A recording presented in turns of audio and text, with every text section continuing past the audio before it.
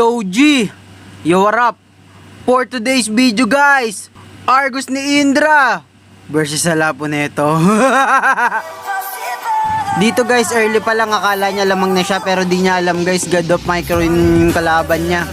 Ayan, hindi porket Lapu guys, sasagarin yun na rin pasyensya ko dahil wala talaga akong awa kahit sinong Lapu pa yan. Grabe naman. Diba wala siyang palag?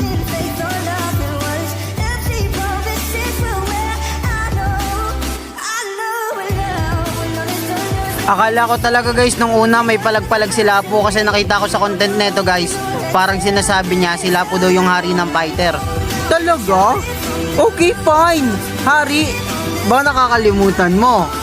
Isang god yung kalaban mo.